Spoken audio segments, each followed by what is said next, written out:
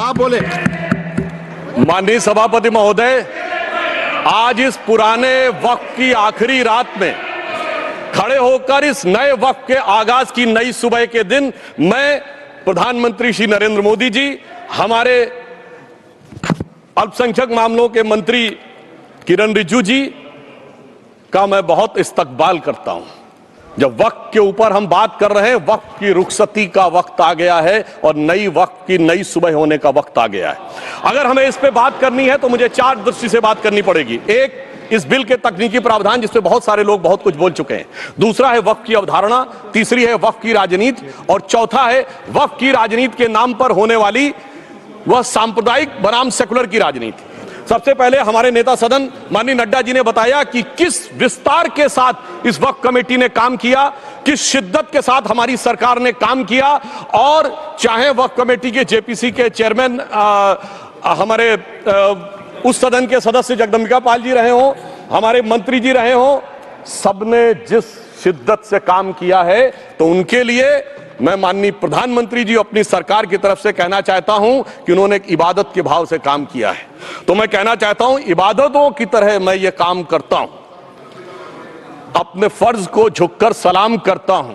फिर भी आप खिलाफत कर रहे हैं तो तेरी मुखालफत से निखरती है शख्सियत मेरी। मैं सियासी दुश्मनों का भी बहुत एहतराम करता हूं। तो इस एहतराम के साथ मैं अब आगे का बयान शुरू करता हूं और मैं ये बताना चाहता हूं कि एक बड़ी सिंपल सी बात है जो अभी माननीय नड्डा जी ने भी कहा। दुनिया के तमाम मुस्लिम देश बता दिए, इस्लाम की धर्म स्थली सऊदी अरब, सबसे बड़ा मुस्लिम देश इंडोनेशिया, जहां खलीफत रही वहां टर्की, और यहां आईएसआईएस का इलाका, वहां इराक और सीरिया, वहां कहीं भी कुछ भी नहीं है ऐसा। फिर भी हमारे यहां क्यों है, कैसा? तो मैं कहना चाहूंगा सभापति महोदय, एक हिंदी में कहावत होती है, नया मुल्ला प्याज ज्यादा खाता है, परंतु यहां तो जो गैर मुल्ला प्याज बहुत खा रहा था, और इतना खा रहा था कि आंसू निकल रहे थे गरीब मुसलमान के भी और देश के भी। इसलिए मैं कहना चाहता हूं सभापति महोदय, अगर छोड़ दीजिए भारत की बात करिए, तो क्या ऐसी कोई शक्ति सिखों के पास है, ईसाइयों के पास है, यहूदियों के पास है, पारसियों के पास है? नहीं है। छोड़ दीजिए, इस्लाम के अंदर आइए। अगर इतना भाईचारा है तो ये सुन्नी वक्फ बोर्ड और शिया वक्फ बोर्ड अलग क्यों है मेरे भाई? जमीन पे एक दूसरे पे एतबार नहीं है, सिर्फ सियासत के लिए साथ में आने की बात है। ये भी जरा सोचने की बात है। और जो अकलियतों में भी अकलियत है, आगा खानी है, बाकी है, जो बोहरा है, उनकी तो कोई गिनती नहीं है। हमारी सरकार ने पहली बार मुस्लिम समाज के अंदर भी ईमानदारी से सबको समान प्रतिनिधित्व देते हुए एक नई सुबह के नए वक्त का आगाज किया है। इसके लिए मैं सरकार को बधाई देना चाहता हूं। और सिर्फ ऐसा ही नहीं है, मुस्लिम समाज के अनेक लोग इस प्रकार के नियमों से बहुत प्रभावित हुए और बहुत प्रताड़ित हुए, जिसके अनेक उदाहरण बहुत लोगों ने बताए होंगे। मोहम्मदन एजुकेशन सोसाइटी कोल्हापुर का केस है, ईदगाह मैदान हुबली का केस है, जिसको सुप्रीम कोर्ट ने साफ साफ उसको हुबली धारवाड़ म्युनिसिपल कॉर्पोरेशन को वापस कर दिया। अनीसा अयाशा वर्सेस तमिलनाडु वक्फ बोर्ड का केस है, तेलंगाना स्टेट वर्सेस मोहम्मद मुजफ्फर का केस है, हिमाचल प्रदेश वक्फ बोर्ड वर्सेस ख्वाजा खलीलुल्लाह का केस है। और सभापति महोदय, ताजमहल पर भी दावा कर दिया गया। अब तो मैं पूछना चाहता हूं, और सुप्रीम कोर्ट ने अपने जजमेंट में कहा कि भाई शाहजहां के जमाने का लिखा फरमान लेके आइए, तब हम मानेंगे कि इस पे कोई दावा है या नहीं। आप सोचिए कि अगर ये वक्त का कानून इसी ढंग से चला होता तो क्या होता। अभी हमारे जॉन ब्रिटास जी और मनोज झा जी ने बहुत सारी बातें बोली थी। एक प्यास की बात बोली थी उन्होंने, उड़ीसा के ग्राहम स्टोन्स का जिक्र किया था, तो उसमें तो कांग्रेस की सरकार सीबीआई की इंक्वायरी नहीं कर पाई थी। मगर जब ताजमहल का उल्लेख आता है सभापति महोदय, तो एक प्यास मुझे याद आ जाती है। जब शाहजहां जेल में था और दूर से उस ताजमहल को देखता था और उसे सिर्फ एक सुराही पानी मिलता था, और उसने औरंगजेब से कहा एक सुराही पानी और भिजवा दो, तो जानते उसने मना कर दिया। तो दुखी होकर शाहजहां ने फारसी में लिखा, ए पिसर तू अजब मुसलमानी, जे पिदरे जिंदा आप तरसानी, आफरीन हिंदुआन सदबार, जे देहंद पिदरावा मुर्दा देवम आप। मतलब तू कैसा मुसलमान है जो जिंदा बाप को पानी के लिए तरसा रहा है? तुझसे तो आफरीन 100 बार उन हिंदुओं को है जो पितृपक्ष में मरे हुए बाप को भी पानी देते हैं। और सभापति महोदय, मैं बताना चाहता हूं कि ये हमने ईमानदारी से मुस्लिम समाज के कल्याण के लिए बात की है, क्योंकि एक तरफ खड़ा हुआ है ईमानदार मुसलमान जो शराफत के साथ ईमान को गले से लगाए हुए हैं, और दूसरी तरफ कुछ चंद सरमाएदार हैं जो उस अमानत में खयानत करके शरारत के साथ उसके झंडा बरदार बनना चाहते हैं। तो ये मुकाबला किसके बीच में है? ये शराफत अली और शरारत खान के बीच में मुकाबला है। हमारी सरकार शराफत अली के साथ खड़ी है, हमारी गरीब मुस्लिम के साथ खड़ी है।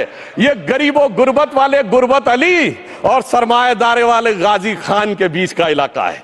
मगर मैं कहना चाहता हूं महोदय, एक बात मैं बहुत स्पष्ट रूप से कहना चाहूंगा, इन जरूरतमंद मुसलमानों की लड़ाई के लिए मैं कह सकता हूं कि ये गरीब मुसलमानों के दिल की कसक और कट्टरपंथी वोट के ठेकेदारों के मन की ठसक के बीच में हमारी सरकार ने उस कसक का साथ दिया है, जिसके लिए मैं मानता हूं गरीब और पसमानदा मुसलमान निश्चित रूप से उनका आभारी होगा। हाँ, मगर जब इसकी बात आती तो भी माननीय खड़गे जी भी बोल रहे थे, माननीय संजय सिंह जी भी बोल रहे थे, मनोज झा जी भी बोल रहे थे कि साहब आपके यहाँ वो कितने पुजारी हैं और कितने किस वर्ग के पुजारी हैं। तो मैं उनको बताना चाहता हूं, केवल अकेले जूना अखाड़े ने पिछले साल 71 SC ST लोगों को महामंडलेश्वर बनाया है। अरे आपको हमारे सदन में बैठे हुए बाल योगी उमेश नाथ जी नहीं दिखते? वैसे तो कहा जाता है जात ना पूछो साधु की, मगर मैं बताना चाहता हूं विश्व हिंदू परिषद के 50,000 से अधिक पुजारी ट्राइबल्स में जो शेड्यूल कास्ट है जो काम कर रहे हैं। मगर मैं हद अदब से पूछना चाहता हूं, बताइए मुल्ला मौलवी मुफ्ती मुकर्रम बारी हाफिज में से कितने पसमंदा हैं? उसमें कितने जुलाहा अंसारी गौसी बताइए मिरासी कितने हैं? बाकी छोड़िए, पसंदला बोर्ड में है क्या? अरे वक्फ बोर्ड में है क्या? इसीलिए मैं कहता हूं खुद मियां फजीहत दूसरों को नसीहत। अगर ईमानदारी से बात करनी है तो उस पर आगे। मगर मैं एक बात और कहना चाहूंगा कि हमारी जो सरकार ने नाम दिया है, इसको उम्मीद नाम दिया है, और ये उम्मीद है किसके लिए? उस ईमानदार मुसलमान के लिए और देश के हर खास व आम के लिए ये उम्मीद है। मगर सभापति महोदय, कुछ लोग वो हैं जो उम्मा का ख्वाब पाले हुए थे। उम्मा शायद हमारे बहुत से लोग समझते हो ना समझते हो, पूरी एक एंटायर जो इस्लामिक खलीफत और राज होता है उसको उम्मा कहते हैं। उम्मीद वालों को तो उम्मीद की नई रोशनी दिख रही है, उम्मा वालों की उम्मीद पे पानी फिर रहा है।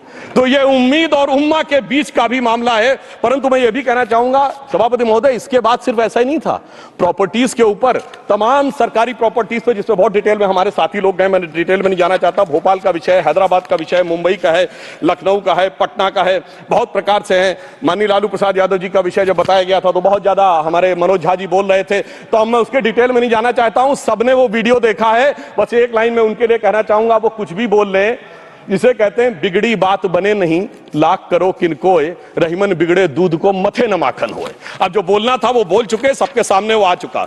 अब एक बात और है, दूसरे धर्म स्थलों के बारे में विषय आता है तो मैं याद दिलाना चाहता हूं, केरला के कैथोलिक चर्च ने 31 मार्च 2025 को जो लिखा, सिर्फ उसकी लास्ट की 2 लाइन बोलना चाहता हूं। We request the central government to get the amendment bill passed as early as possible so that the tears of thousands of suffering people in the place like Munambam can be wiped out only by a legal amendment that can provide a permanent solution to their suffering. We urge all the MPs from opposition party to support the bill so that the historic legislation can become unanimous. मगर सभापति महोदय, ये अल्पसंख्यकों की बात करने वाले जब अल्पसंख्यक की बात आती तराजू पे तौलते हैं, किसका वेट ज्यादा है, किसकी धमक ज्यादा है, किसकी खनक ज्यादा है, फिर तय करते हैं कि माइनॉरिटी के साथ आना है, किस माइनॉरिटी के साथ नहीं आना है। और मैं एक और बात कहना चाहता हूं, तमिलनाडु के तिरुपति मंदिर की बात आई, यमुनानगर में गुरुद्वारे की बात आई, केरल में क्रिश्चियन कम्युनिटी की जमीन की बात आई। बहुत सारे लोग प्लेसेस ऑफ वर्शिप के एक्ट की बात करते हैं, तो as per places of worship act Tamil Nadu का मंदिर का तो स्टेटस नहीं चेंज हो सकता भाई। 15 अगस्त 47 के बाद किसी प्लेस ऑफ वर्शिप का स्टेटस नहीं चेंज हो सकता, तो वक्फ बोर्ड को क्लेम फॉरफिट कर देना चाहिए, because it is in contrast to the places of worship act. परंतु अब सुनिए, यही गुरुद्वारे के बारे में भी होना चाहिए। मगर सभापति महोदय, चाहे वक्फ बोर्ड का एक्ट हो, चाहे प्लेसेस ऑफ वर्शिप एक्ट हो, एक ही को फायदा होना है, जिसे कहावत में कहते हैं खरबूजा छुरी पर गिरे या छुरी खरबूजे पे गिरे, आखिर में कटना भगवे रंग के खरबूजे को ही होता है। अब मैं यह भी बताना चाहता हूं कि इन संपत्तियों के द्वारा जो कुछ हुआ, उन्होंने इतनी चीजों को लिया है, इतनी चीजों को लिया है। एक पुराना उर्दू का शेर है कि मिटे नामियों के निशान कैसे कैसे, और ये जमीन खा गई आसमां कैसे कैसे, इस जमीन ने कैसे कैसे लोगों को अपने में समा लिया, इसकी तमाम तारीख गवाह है। अगर मैं इसमें बहुत डिटेल में जाऊंगा तो सदन का बहुत सारा वक्त जाएगा, परंतु मैं एक बात ये कहना चाहता हूं कि जब इतना ज्यादा आगे बढ़ गया तो फिर कोर्ट ने आगे इंटरवेंशन करना शुरू किया। मैं डिटेल में नहीं जाना चाहता हूं। अभी कार्तिकेय शर्मा जी ने बहुतों ने बोला सैयद फैसल का case versus union of government, Allahabad high court के केस को कहा, मगर Bashir versus state of West Bengal case में उन्होंने बहुत क्लियर कट कहा है कि waqf is not a religious denomination in accordance with Article 26 of the Constitution, so the matter relating to the restricting the economic, financial, political and other sectoral activities that may be associated with religious practice under Article 25(2)(a) of the Constitution can be regulated by the state. तो मुझे लगता है अब इसके बाद कोई किंतु परंतु का स्कोप नहीं रह जाना चाहिए। परंतु उसके बाद भी सभापति महोदय जो कानून को न माने, जो कहे संविधान को नहीं मानेंगे, और जो ये कहे कि साहब अदालत के आदेश को भी नहीं मानेंगे, तो फिर इसका मतलब उसके मन में तो एक ऐसी बादशाही आ गई है। इसके लिए मुझे सभापति महोदय वो पुरानी वाली फिल्म अगर लोगों को याद हो तो मुगले आजम का वो सीन याद आता है कि जब अकबर ने अनारकली को कैद कर लिया तो सलीम कहता है जब्त मैं करूं जिसकी की जमीन वीरान हो गई है, जब्त वो न करे जिनके सिर्फ शौक के बाद चाहत को ठेस पहुंची है। ये जिल्ले इलाही की बादशाही नहीं बल्कि खुदाई है। मैं कहना चाहता हूं जो संविधान को न माने, कानून का न माने, इसका मतलब वो अपनी खुदाई में जी रहा है। तो ये वो लोग हैं। और वैसे मैं सभापति महोदय खुदाई से आजकल बहुत से लोगों को डर लगता है, क्योंकि जहां जहां खुदा है वहां वहां भगवान है, जहां जहां खुदा है वहां वहां भगवान है। बाकी आप सब बहुत बुद्धिमान हैं।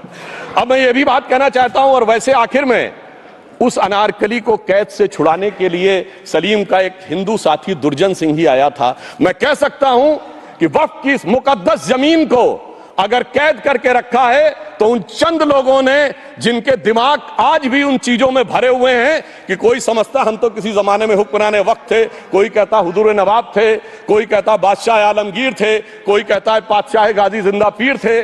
तो नदीमुल हक साहब ने जो बोला था ना, किसी के बाप का हिंदुस्तान थोड़ी है, बिल्कुल मैं कहना चाहता हूं जिन्होंने इस देश के लिए खून बहाया उनके बाप का हिंदुस्तान है, उस गरीब मुस्लिम कारीगर के बाप का हिंदुस्तान है। पर जो ये कहते हैं कि आगरे का लाल किला किसके बाप ने बनवाया, आगरे का किला किसके बाप ने बनवाया, दिल्ली का किला किसके बाप ने बनवाया, हैदराबाद का चार मीनार किसके बाप ने बनवाया, उसके बाप का यह हिंदुस्तान नहीं है। और उसके बाद भी जो आप करना चाहते हैं, अगर इस रास्ते में आप कांटे बिछाना चाहते हैं, तो उनके लिए एक लाइन कहना चाहता हूं सभापति महोदय, तेरी तमन्ना है पर हम खार न बोने देंगे, खार कांटों को कहते हैं, तेरी तमन्ना है पर हम खार न बोने देंगे, तुझे हम राह की दीवार न होने देंगे, तू सबको रौंद कर आगे जो निकलना चाहे हम तेरी इतनी भी रफ्तार न होने देंगे। और इसीलिए हमारी सरकार ने इस विषय के ऊपर एक सही और सटीक प्रयोग करने का प्रयास किया है। मैं दूसरी बात यह भी बताना चाहता हूं, हमारे डीएमके के तिरुचि शिवाजी ने अनायास अकारण यह बात बोली थी कि उस समय जब जिन्ना का उल्लेख करते हुए उन्होंने कहा कि पार्टीशन के समय, तो मैं उनके सुलभ संज्ञान के लिए बता देता हूं, 1946 की कॉन्स्टिट्यूएंट असेंबली में मद्रास प्रेसिडेंसी में 30 आउट ऑफ 30 सीट जो थी वो मुस्लिम लीग ने जीती थी विद 95% ऑफ वोट्स, और एक भी मुस्लिम वहां के बाद बाहर नहीं गया। इसलिए मैं ईमानदारी से कहना चाहता हूं, फैक्ट को समझिए। और जो मद्रास प्रेसिडेंसी के मुस्लिम लीग के अध्यक्ष थे और पीजे पोकर साहब बहादुर और मोहम्मद इस्माइल, वही बाद में इंडियन यूनियन मुस्लिम लीग के अध्यक्ष बने, और उन्होंने 28 अगस्त 1947 को सेपरेट इलेक्टोरेट मांगे, जो कोई जाके कॉन्स्टिट्यूएंट असेंबली की डिबेट में पार्लियामेंट किया। आप वेबसाइट पे पेज नंबर 270 पे जाके पढ़ लीजिएगा। सरदार पटेल ने बड़े गुस्से में इस बात को कहा, अब जो हो गया सो हो गया, एक रात में दिल नहीं बदल गया, मगर अब देश के लिए कैसे आगे बढ़ना है उसके लिए ईमानदारी से आगे आओ। और खैर मैं अंबेडकर जी और पटेल जी के बहुत सारे वो कोट कर सकता हूं, सारी बातों को छोड़िए, मगर अफसोस की बात यह है सर कि अभी मनोज झा जी ने बोला था हम में से कोई शक है, कोई हूण है और ये करिए। अरे भैया जमाने चले गए, अब जेनेटिक सीक्वेंसिंग का जमाना आ गया है। और जेनेटिक सीक्वेंसिंग ने क्या प्रूव किया है, दुनिया के सबसे बड़े मुस्लिम देश इंडोनेशिया के राष्ट्रपति आए थे और राष्ट्रपति भवन में उन्होंने डिनर के दौरान कहा कि few weeks back I got my genetic sequencing done and I was told that I am an Indian GDN. अरे साहब कहां गुलामी की मानसिकता में पड़े हुए हैं सभापति महोदय। और यहां गुलामी की मानसिकता इस कदर पैबस्त है लोगों के दिमागों में, किसी सदन के एक सदस्य यहां विराजमान है, वो उस समय महाराणा सांगा का उल्लेख कर दिए मैं ईमानदारी से कहता हूं, एक भी इंडियन सोर्स में इसका उल्लेख नहीं है, सारे के सारे फॉरेनर्स और लुटेरों के सोर्स में उल्लेख है। इसीलिए मैं कहता हूं, ये गुलामी के जिन्होंने गुलाम बनाया उनके सोर्सेस पे यकीन ना करिए। और वैसे थोड़ा सा आउट ऑफ कॉन्टेक्स्ट हो तो ये भी बोल दूं, हमारे सदन के बहुत सदस्यों को नहीं पता होगा, अलेक्जेंडर के आक्रमण का किसी भारतीय सोर्स में कोई उल्लेख नहीं है, पोरस नाम के किसी राजा का उल्लेख नहीं है, सिर्फ और सिर्फ ग्रीक में है। इसलिए गुलामी की मानसिकता से बाहर निकलिए, तब इन चीजों को आप सही ढंग से समझने में सफल होंगे। मेरा अब यह भी अनुरोध अपने सदस्यों के साथ है।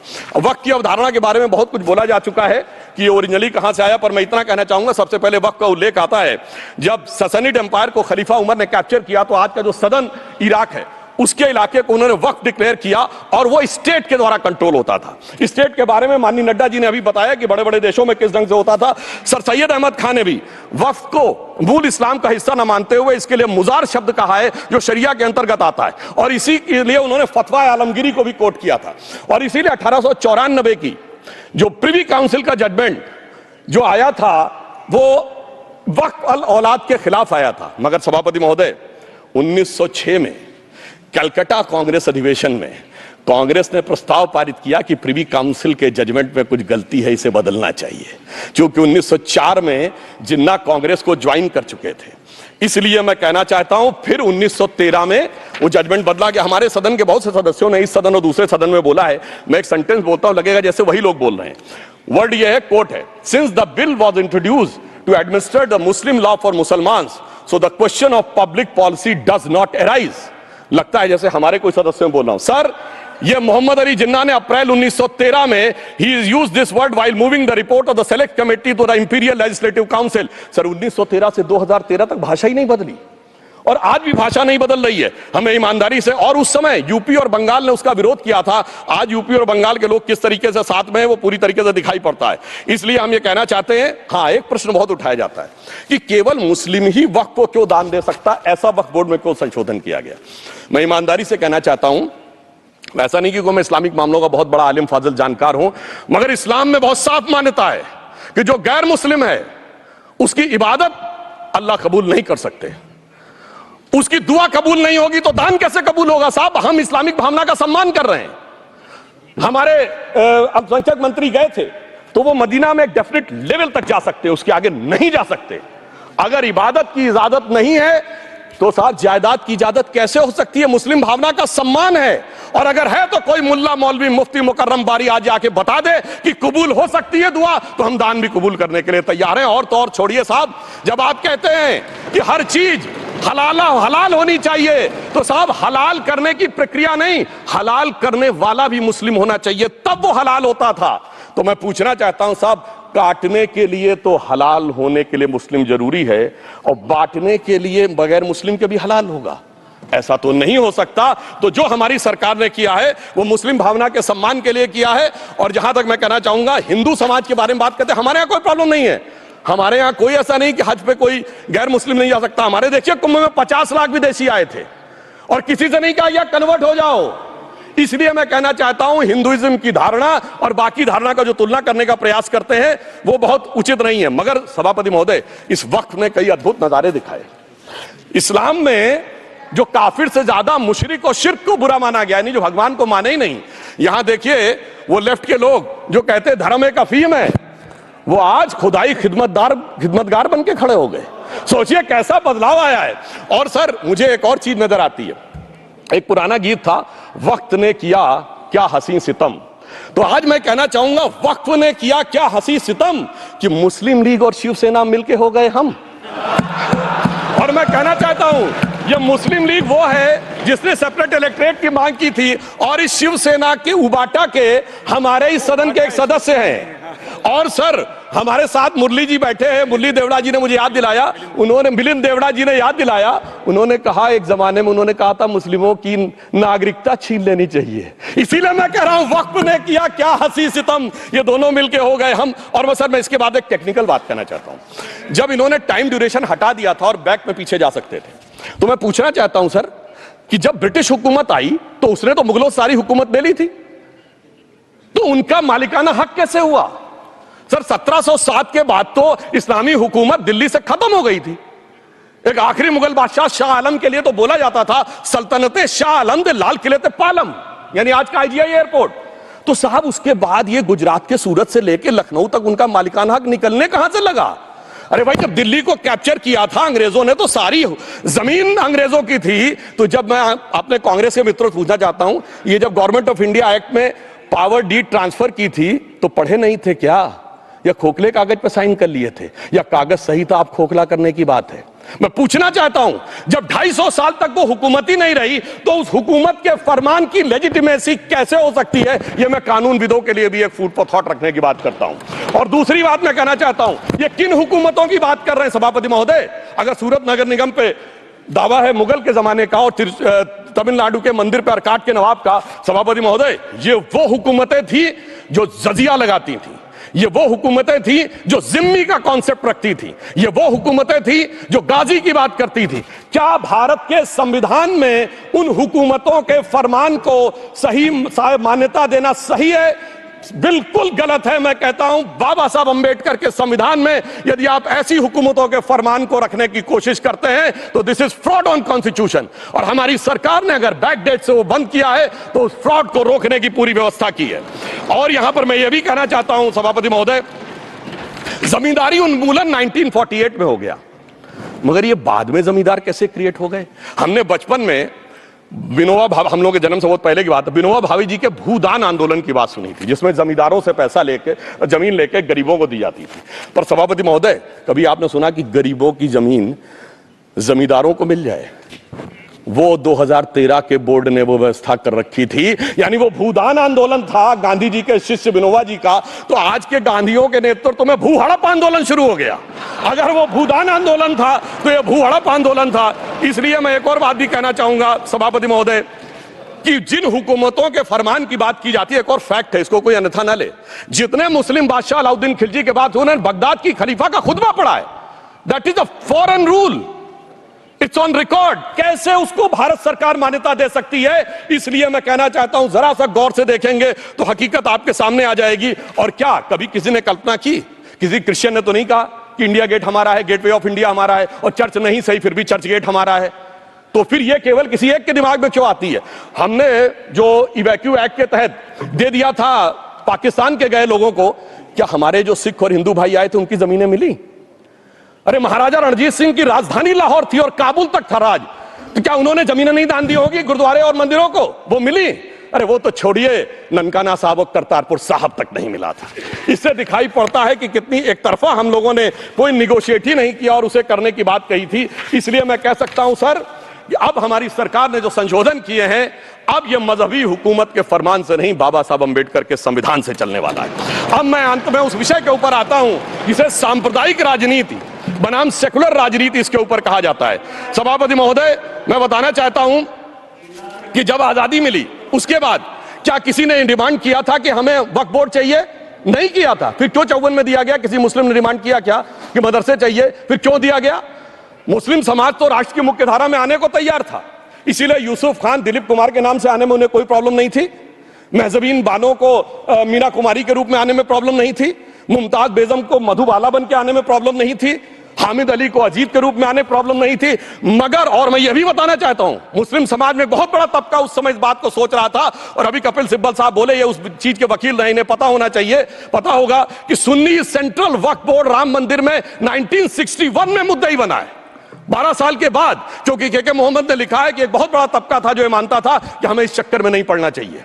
मगर अफसोस कि वही लेफ्टिस्टों, सेकुलरिस्टों ने उनको समझाकर इस मुकाम तक लाकर खड़ा कर लिया। अब यहां मैं एक और बात कहना चाहूं, खैर छोड़िए उन सरकारों ने बाद में क्या दिया, मगर उसके बाद सुनिए, इंदिरा जी के जमाने में मुस्लिम पर्सनल लॉ बोर्ड आया, तो राजीव जी के जमाने में शाहबानो केस आया, तो नरसिम्हा राव के जमाने में 95 का एक्ट आया, तो मनमोहन सिंह जी के जमाने में 2013 का एक्ट आया, मगर इलाज नहीं निकला।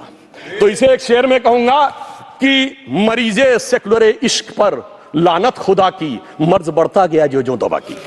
अब मैं सभापति महोदय एक और बात कहना चाहता हूं, शुरू के 20-25 साल में मुस्लिम समाज के बारे में मैं कहना चाहता हूं। आज जब आजादी मिली तो मुस्लिम समाज के प्रतीक कौन थे? उस्ताद बिस्मिल्लाह खां, उस्ताद फरीदुद्दीन डागर, उस्ताद बड़े गुलाम अली, उस्ताद जाकिर हुसैन, जिनकी अभी कुछ दिन पहले डेथ हुई, बड़े बड़े नगमा निगार, हसरत जयपुरी, मजरूर सुल्तानपुरी, साहिर लुधियानवी, कैफी आजमी, जोश मलियाबादी, जिगर मुरादाबादी। अब सर क्या हो गया? तब मुस्लिम समाज इन अदब के शाहकारों के साथ जोड़ा जाता था। आज मुस्लिम समाज का नेतृत्व किन लोगों के साथ जोड़ता है? इशरत जहां, याकूब मेनन, मुख्तार अंसारी, अतीक अहमद, दाऊद इब्राहिम, कौन जोड़ रहा है ये? तब से सर, जब से ये सेकुलर हो गया देश 1976 से और सेकुलर सियासत शुरू हुई, उसने ले जाकर इनको इस मुकाम तक पहुंचाया। और इस वक्फ बोर्ड के बिल में भी जो बात कही जा रही है सर, मुस्लिम समाज को यह समझाया गया कि तुम्हें बीजेपी वालों को तुमसे बड़ी अदावत है, और कहा गया इनको बड़ी मोहब्बत है। जब यह देश आजाद हुआ, मैं उत्तर प्रदेश का रहने वाला हूं, उत्तर प्रदेश में 1931 की सेंसस में 8% रेट ऑफ डेथ थी और सैयद मुसलमानों में 24% थी। यूपी की ब्यूरोक्रेसी में 20% थे। आज कहां चले गए सब? मैं एक लाइन में कहना चाहूंगा, ये अदावत और मोहब्बत की सियासत में ऐसे फंसे कि किसी को किसी की मोहब्बत ने मारा, किसी को किसी की अदावत ने मारा, मगर इस शराफत अली को सेकुलर सियासत ने मारा। और मैं सभापति महोदय एक और बात कहना चाहता हूं कि चलिए बोलिए। Fauzia Khan, please one second, mic is there. Yes, ये बोल रहे हैं मुस्लिम समाज आज का इशरत जहां और फलाना टेररिस्ट के साथ नाम जोड़ रहे हैं। ये बिल्कुल आरोप है सर, इसको एक्सपंज करना चाहिए। ये समाज के साथ अन्याय है, ये बात आपको एक्सपंज करना होगा सर, ये बात को।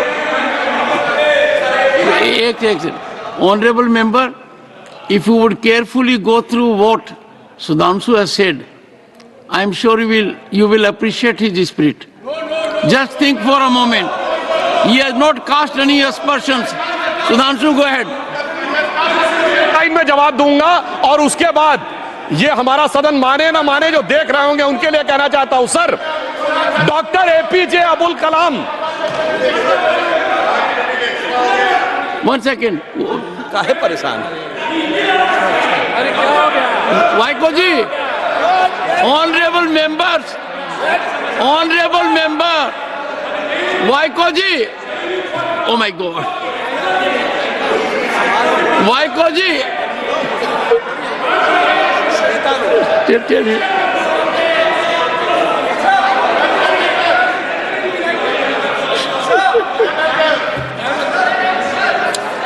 ऑनरेबल एचएम को जी हिंदी समझ रहे हैं।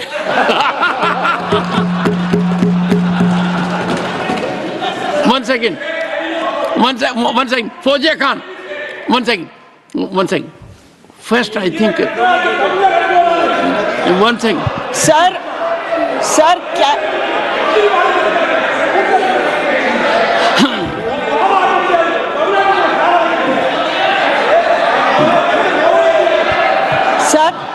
community cannot be stigmatized. Yes, an entire community cannot be branded like this. Fauziya Khan ji, I'll come to you. I'll give you the opportunity. Honorable Finance Minister. But one line is said. One line. Please. He might be very emotional, sir. But that one line he said is objectionable, and I will seek your indulgence to remove it. He said, Tamil Nadu la paakren. You enter Tamil Nadu, I'll see you. No good. No good. இல்ல தப்பது தப்பு அப்படி சொல்லக்கூடாது. நீங்க அப்படி பேசுறது தப்பு. நீங்க அப்படி பேசுறது ரொம்பவே தப்பு. இந்த நாட்டுல யார் வேணாலும் எங்க வேணாலும் கால் வைப்போம். யாருக்கும் அதிகாரம் இல்ல ஒரு உயிர் மேல. Honorable Finance Minister. So sir, this is atrocious.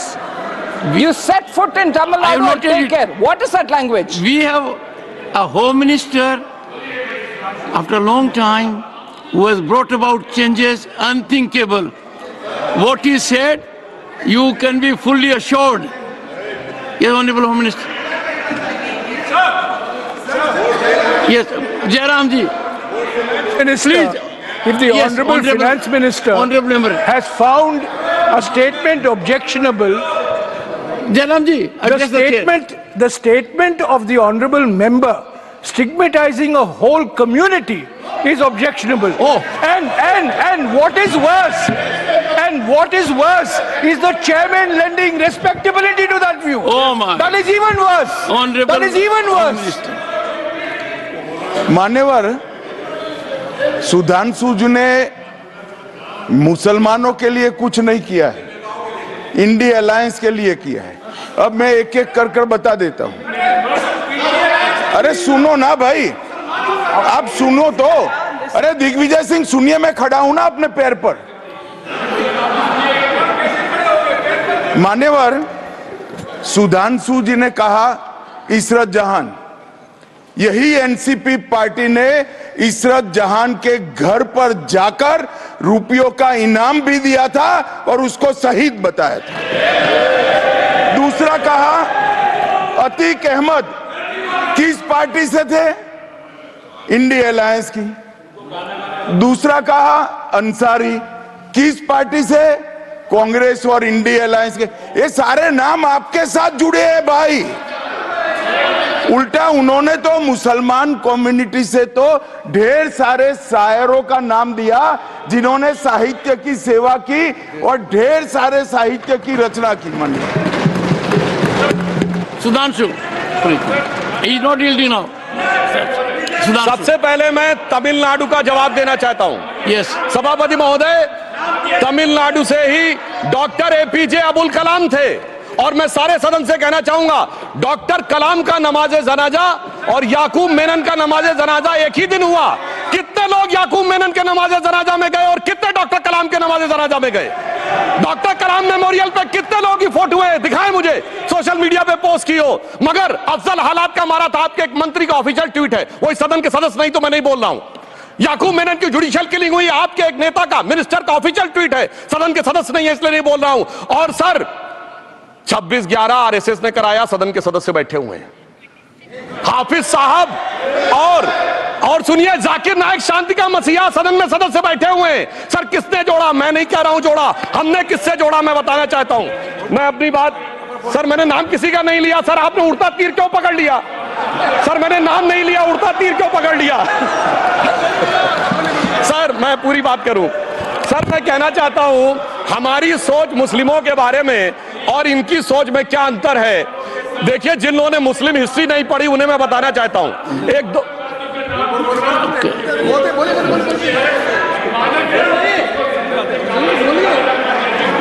सभापति महोदय, मैं थोड़ा उन लोगों को इस्लामिक हिस्ट्री के बारे में बताना चाहता हूं। Honourable Digvijaya Singh, please, no, I'll give a chance. I'll give.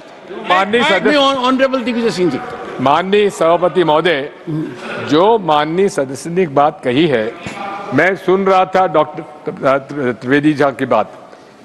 उन्होंने कहा था ऐसे ऐसे ऐसे मुसलमान हम लोगों के साथ है और वैसे वैसे मुसलमान इन लोगों के साथ है। बात यह है कि आपने जिस तरह से इस पूरी बात कही है, ये घोर आपत्तिजनक है, अपमानित करती है। और जो माननीय सदस्य ने भी मेरे बारे में भी कहा है, मैं उनकी निंदा करता हूं। Honourable home minister, honourable home minister, honourable home minister, एक second. Okay, one second, your mic will be on. जी महोदय, मुझे ये सब कहने की जरूरत नहीं है, लेकिन जो गुजरात में दंगे और फसाद हुए, कौन कौन उसके लिए जिम्मेदार थे बताइए। ऑनरेबल होम मिनिस्टर,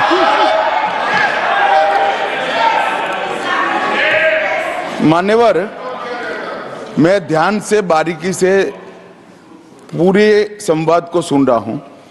माननीय सदस्य सुधांशु जी ने दिग्विजय सिंह का नाम नहीं दिया। अब वो खड़े होकर कहे मेरे बारे में कहा, इससे साबित हो गए। और अभी भी मौका है, आपने नहीं कहा है कि 26/11 के हमले में आरएसएस का हाथ था, तो अभी खड़े होकर माइक चालू कराकर बुलवा दीजिए। माननीय,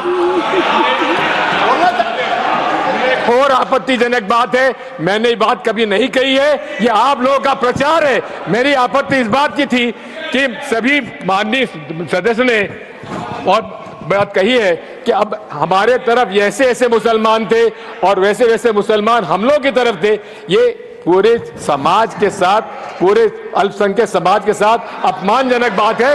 और माननीय सभापति महोदय, आप बताइए, माननीय गृह मंत्री जी, आप वहां पर थे, गृह मंत्री थे, जब दंगे हुए थे तो आप लोगों का क्या रोल था, ये जन जाहिर करे, जन जाहिर। Honorable Home Minister. नेवर इनको मेरा हुआ ऐसा है कि मैं ही दिखाई पड़ता हूं आपकी। सुनिए सुनिए, अब सुनिए ना दिग्विजय सिंह, सुनिए 1 मिनट सुनिए। दंगे शांत होने के बाद 18 महीने के बाद मैं गृह मंत्री बना, दंगा हुआ तब मैं गृह मंत्री नहीं था। सुधांशु त्रिवेदी। संदर्भ में किसी का नाम नहीं लिया। अजीज बर्नी की किताब थी 2611 एंड आरएसएस कॉन्स्पिरेसी, कोई जाके चेक कर ले उसमें कौन कौन कहां कहां था। अब मैं मुसलमानों के बारे में कहना चाहता हूं, मुस्लिम समाज के लिए। बहुत से लोग ऐसे हैं जिनको मुस्लिम समाज की हिस्ट्री नहीं पता है। मैं बताना चाहता हूं, भारत से जब न्यूमेरिक सिस्टम सबसे पहले गया तो अल जहार थे सबसे पहले, जिन्होंने जाके 1793 में जो सूर्य सिद्धांत था उसका अरबी में ट्रांसलेशन हुआ सिंध हिंद। और हम बता रहे हैं हम किस तरह के मुस्लिम को साथ रखते हैं। डॉक्टर कलाम से बड़ा आलिम इस्लाम में साइंसदान नहीं हुआ, और आरिफ मोहम्मद खान साहब जो बिहार के गवर्नर हैं उनसे बड़ा आलिम फाजिल मुसलमान आज सियासी जमात में तो नहीं होगा, यह मैं दावे के साथ कह सकता हूं। मगर मैं बताना चाहता हूं सर, उसके बाद उन्होंने एक किताब लिखी, एक सर 10th सेंचुरी के मुस्लिम राइटर थे जिन्होंने किताब लिखी, उसका नाम था the compendious book of balancing and completion according to Hindu calculation, जिसको शॉर्ट में अल जब्र कहा गया, और वहां से अलजबरा निकला। और सर उसके बाद अल ख्वारिज्म आया। और सर आज मेरे ख्याल से सदन के बहुत से लोगों को नहीं पता होगा, ये जो एल्गोरिथम वर्ड है ये अल ख्वारिज्म से आया हुआ है। एक जमाने में इस्लाम में बैतुल हिकमत था, यानी वो सबसे बड़ा हिकमत का केंद्र था। जब एक से एक लोग होते थे, बहुतों को नहीं पता होगा कि कोलंबस ने जिस नक्शे के थ्रू दुनिया ट्रेवल किया था वो बनाने वाला भी एक मुस्लिम था, अल इदरीसी। मगर सर एल्गोरिथम आज ऐसा बदला कि एआई के एज में दलगत भावना से ऊपर उठकर औरंगजेब के साथ खड़े हो गए। सर ये एल्गोरिथम किसने बदल दिया, ये मैं बताना चाहता हूं। इस पे थोड़ा सोचने की जरूरत है। इसलिए मैं कहता हूं मुस्लिम पॉलिटिक्स की सोच क्या थी, हमने किन मुसलमानों का साथ दिया है, मैं बताना चाहता हूं सर। वीर अब्दुल हमीद की शहादत की 50वीं वर्षगांठ 2015 में हुई। प्रधानमंत्री मोदी जी ने उनके पूरे परिवार को और उनकी पत्नी को बुला के सम्मानित किया, और इन लोगों ने उस यासीन मलिक को, जिसके ऊपर 3 एयरफोर्स के ऑफिसर्स को हत्या करने का आरोप था, वो प्रधानमंत्री आवास में। सर साफ दिखाई पड़ता है कौन किसके साथ खड़ा हुआ है, कौन किस तरह के मुसलमान के साथ खड़ा हुआ है। और सर मैं ये भी कहना चाहता हूं सर, ये सर अपने टर्न पे बोलिए सर, पिछले 30-35 सालों से हुआ खड़ा किया जा रहा है। 1990 में जब राम मंदिर आंदोलन हुआ, कहा गया बीजेपी आएगी उत्तर प्रदेश में खा जाएगी। सर बीजेपी आने के बाद उत्तर प्रदेश में जानते क्या हुआ सर, 22 साल से शिया सुन्नी के बीच में जो दंगे चलते थे और मदे साबा का जुलूस नहीं निकलता था, शिया समुदाय का मदे साबा का जुलूस लखनऊ में हमारी सरकार में निकलना शुरू हुआ। और उसके बाद कहा गया केंद्र में भाजपा आएगी तो खा जाएगी। सर अटल जी की सरकार आई, इतनी शानदार स्थिति रही। उसके बाद कहा गया गुजरात में आएगी तो भाजपा खा जाएगी। सर गुजरात का मुसलमान आज सबसे समृद्ध मुसलमान है, सबसे ज्यादा जकात वहां से आता है। उसके बाद कहा गया मोदी जी की सरकार आएगी तो क्या होगा। सर मोदी जी की सरकार आने के बाद हमारे साथियों ने बताया है अल्पसंख्यक समुदाय के 70% लोग हैं जिनको किसी न किसी एक योजना का लाभ जरूर मिला है। और सर फिर कहा गया सीए आएगा तो नागरिकता छिन जाएगी। सर उसके बाद भी आपने सब देखा, और सर हम बचपन में सुनते थे कि राम मंदिर बनने लगेगा तो मिडिल ईस्ट के देश पेट्रोल देना बंद कर देंगे। सर राम मंदिर भी बन रहा है, और भारत मिडिल ईस्ट कॉरिडोर भी बन रहा है, और अबू धाबी में भी मंदिर बन रहा है, और 4 मुस्लिम देशों ने सर्वोच्च नागरिक सम्मान मोदी जी को दिया हुआ है। इसलिए मैं कहना चाहता हूं सर, मर्ज हो तो उसका इलाज किया जा सकता है। जैसे हमारे यहां वैद धन्वंतर माने गए हैं, इस्लामी अकीदे में वैद हकीम लुकमान माने गए, तो कहा गया है उनके लिए कि इसमें क्या रखा है, देखे है जो तू आन के पास, बदगुमा वहम की दारू नहीं लुकमान के पास। यानी मर्ज का इलाज है, पर वहम का इलाज तो हकीम लुकमान भी नहीं कर सकते जो आपने पाल कर रखा है। मैं कहना चाहता हूं हम किन मुसलमानों की बात करते हैं। आप गंगा जमुनी तहजीब की बात करते हैं। सर दारा शिकोह औरंगजेब का बड़ा भाई था, उसने उपनिषदों का अध्ययन किया, संस्कृत में अनुवाद कराया और नाम रखा सिर्रा अकबर, यानी वर्ड्स ऑफ गॉड। मैंने किसी को दारा शिकोह की जयंती मनाते हुए नहीं देखा। मैं पूछना चाहता हूं बेगम बीबी ताज, उनके घर पे जाते किसी ने सुना? सर ये बताइए, आलम शेख इतने बड़े कृष्ण भक्त के कवि, किसी ने सुना उनके घर पे जाते हुए? मलिक मोहम्मद जायसी जिन्होंने पद्मावत लिखा, उत्तर प्रदेश के रहने वाले, उनके घर पे कोई गया? ये बताइए ब्रिगेडियर मोहम्मद उस्मान के घर पे कौन गया? आजमगढ़ में, गाजीपुर के रहने वाले थे, आज तक जाने वालों में नहीं दिखे। और मैं सर बताना चाहता हूं एक और बात, सर एक सैयद इब्राहिम रसखान हुए हैं, बहुत बड़े कृष्ण भक्त के कवि, सर जिन्होंने क्या लिखा, उन्होंने कहा मेरा अगला जन्म हो तो भी मैं कृष्ण भक्ति बनना चाहूंगा, मनुष्य बनूं तो ग्वाल बाले के रूप में और पशु बनूं तो गाय के रूप में। उन्होंने कहा मानुष हो तो वही रसखान बसों ब्रज गोकुल गांव के ग्वारन, जो पशु हो तो कहा बस मेरो चरो नित नंद की धेनु मजारन। सर उन्होंने कहा गायों के बीच में नंद बाबा की गायों में जन्म लेना चाहूंगा। मगर सर आज एक ऐसे नेता आए हैं इस देश में जिनको गायों से बदबू आने लगी है, तो उनके लिए मुझे मेरे मन में भाव आता है सर कि श्री रामचंद्र कह गए सिया से ऐसा कलयुग आएगा, गोपालक श्री यदुवर कुल में एक ऐसा नेता आएगा जिसे बकरे कटने में खुशबू मिलेगी, गौ माता में बदबू पाएगा। रामचंद्र कह गए सिया से कैसा कलयुग आएगा। अब सर मैं एक और बात भी कहना चाहता हूं, हम किनको मानते हैं सर? नजीर अकबराबादी को सुनिए, कृष्ण भक्त के लिए क्या कहा। सर मैं एक बोलना चाहता हूं, बुल्ले शाह ने क्या कहा? बुल्ले शाह ने कहा, अभी होली गुजरी है, उसने कहा था आज होली खेलूंगी मैं, कर बिस्मिल्लाह।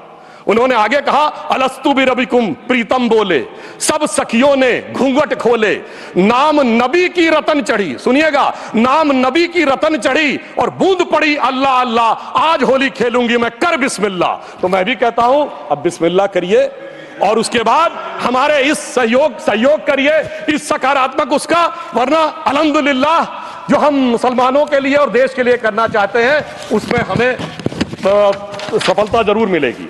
अंत में मैं सिर्फ ये कहना चाहता हूं सर, तमाम प्रकार की बातें यहां पर हुई, सकारात्मक और नकारात्मक, मगर अफसोस की बात यह है कि 1913 के वक्फ वाल औलाद से लेके 2013 के वक्फ वाल औलाद तक इनकी फितरत नहीं बढ़ती, क्योंकि सर ये तो पार्टियां ही अल औलाद हैं, तो इनको तो उससे बहुत ज्यादा वो होगी। पर मैं सिर्फ अंत में कहना चाहता हूं सर, अपनी सोच बदलिए। आप जिस कश्ती पे सवार होकर इस दरिया को पार करने की कोशिश कर रहे हैं, पिछले 75 साल में नहीं कर पा रहे हैं, 10-12 साल में बहुत हिचकोले खा रहे हैं, तो कश्ती और रास्ता बदलिए। तो इनके लिए अंत में एक पंक्ति कहते हुए बात समाप्त करना चाहूंगा कि इन्होंने कश्ती भी नहीं बदली, दरिया भी नहीं बदला, पर इन डूबने वालों का जज्बा भी नहीं बदला, पर है शौक सफर ऐसा, एक उम्र हुई हमने, मंजिल भी नहीं पाई, रास्ता भी नहीं बदला। अब अगर नई मंजिल पानी है, नई मंजिल की नई सुबह देखनी है, तो मैं कहना चाहता हूं आइए सबको साथ लेकर चलिए। और एक ऐसा वक्त आया है जब मैं जो हमारे किरण रिजिजू जी ने कहा था कि मैंने एक शम्मा जलाई हवाओं के खिलाफ, तो मैं प्रधानमंत्री मोदी जी की तरफ से कहता हूं कि हमें इल्जाम मत दीजिए, बहुत अफसोस होता है, हमें इल्जाम मत दीजिए, बहुत अफसोस होता है। बड़ी तरकीब से कश्ती यहां तक लेके आए हैं और बदल देते हैं हम दरिया की लहरें अपनी हिम्मत से, आंधियों में भी अक्सर चिराग हमने जलाए हैं। धन्यवाद।